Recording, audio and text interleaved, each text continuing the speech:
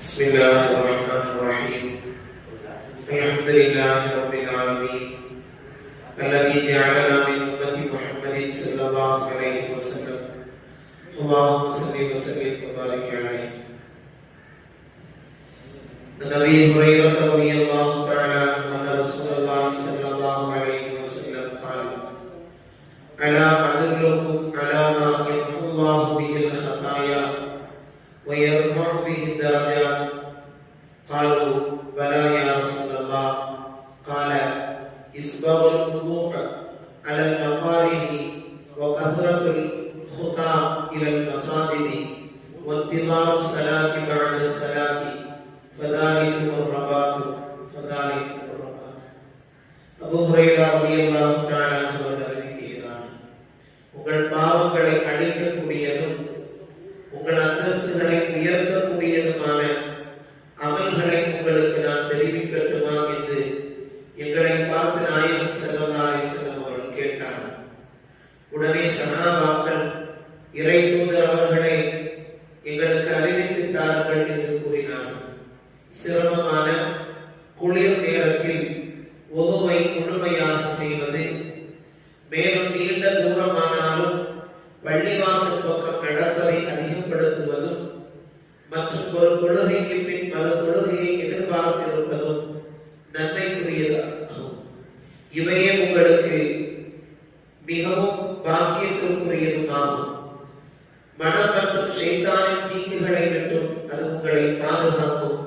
இவையே உங்களுக்கான பாதுகாப்பாகும் என்று எம்பெருமானார் ஸல்லல்லாஹு அலைஹி வஸல்லம் அவர்கள் கூறினார். சுத்தமாக இருப்பது ஈமானிலே ஒரு பகுதி என்றும் நாயகம் ஸல்லல்லாஹு அலைஹி வஸல்லம் அவர்கள் குறிப்பிட்டார். ஆகவே ஒருவோடு இருப்பது என்பது மிக பாக்கியத்திற்குரியது என்பதை கண்மணி நாயகம் ஸல்லல்லாஹு அலைஹி வஸல்லம் அவர்கள் குறிப்பிட்டு தருகிறார். எம்பெருமானார் ஸல்லல்லாஹு அலைஹி வஸல்லம் அவர்கள் மன்னரை அடக்கவாசிகளை சந்திக்க வந்தார். அஸ்ஸலாமு அலைக்கும் தாரகௌமில் முஃமினீன் வ இன்ஷா அல்லாஹ் பிக்கும் லாஹிக்கும். இறை விசுவாசியான கூட்டத்தாரின் வீடுகளில் உள்ளவர்களே, உங்கள் மீது சாந்தி உண்டாகட்டும் என்று கூறுவார்கள்.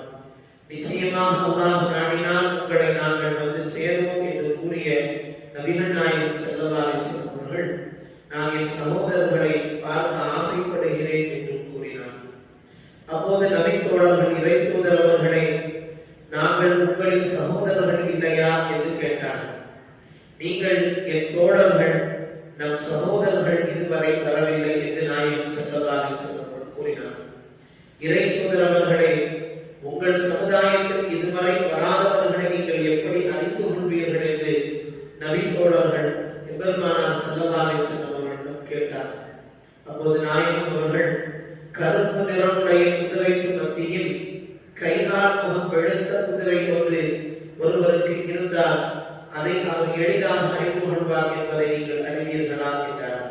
ஆம் யா ரசூலல்லாஹ் என்று கூறினார்கள்.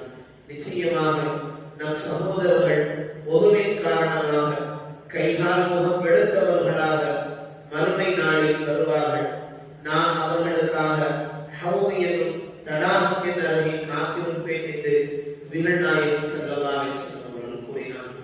ஒருவோடு இருப்பது மட்டுமல்ல, ஒருவோடு அமல் செய்வதற்காக வேண்டி காத்திருப்பதும், அதற்காக வேண்டி நடந்து வருவதும், இப்படி எல்லா வகையிலும் அல்லாஹ் ரப்பல் ஆலமீன் இந்த உம்மத்திற்கு நன்மைகளை வாரி வழங்குகிறார். ஆகவே ஒரு மனிதர் உண்மையாக ஒது செய்து அதற்கு பின்பாக ஷஹாதத்தினுடைய கலிமாக்களை ஓதி அதே போன்று ஒருவனுடைய துஆக்களை ஒருவர் கூறினார், அவருக்கு சொர்க்கத்தின் 8 வாசல்களும் திறக்கப்பட்டு அதில் அவர் விரும்பிய வழியாக சுவனத்தில் நுழைவார் என்றும் நாயகம் ஸல்லல்லாஹு அலைஹி வஸல்லம் கூறினார். ஆகவே ஒருவனுடைய விஷயத்தில் இதெல்லாம் கவனத்தில் கொண்டு நாம் சரியான முறையில் அந்த ஒருவை செய்கிற பொழுது, ஒரு தொழுகையிலிருந்து இன்னொரு தொழுகை வரையிலும் ஒருவோடு காத்திருப்பது என்பதும், வீட்டிலிருந்து ஒருவோடு மஸ்ஜிதை நோக்கி நடந்து வருவது என்பதும் மிகப்பெரிய பாக்கியத்திற்குரியதும் வறுமையின் அந்தஸ்திற்குரியதுமாக இருக்கிறது. அல்லாஹ் ரப்பல் ஆலமீன் நம்முடைய செயல்பாடுகளை, அமல்களை கபூல் செய்தல் புரிவானாக. நாளை வறுமையில் நாயகம் ஸல்லல்லாஹு அலைஹி வஸல்லம் கூறிய சகோதரர்கள் என்கிற அந்த நிலையில் அல்லாஹ் நம்மை சேர்த்த புரிவானாக. புரிவானாக. அவருடைய கரத்தை கொண்டு ஹவுதுல் கௌசர் என்னும் நீர் தடாகத்தில் தண்ணீர் வாங்கி பருகும் நசீபை தந்தருள் புரிவானாக. உயர்ந்த அந்தஸ்துகளை அல்லாஹ் ரப்பல் ஆலமீன் மறுமை நமக்கு நசீபாக்கி புரிவானாக. ஆமீன் ஆமீன் யா ரப்பல் சுப்ஹானல்லாஹ் அஷ்ஹது அல்லா இலாஹா இல்லல்லாஹ். ஆமீன். சுப்ஹானல்லாஹ்.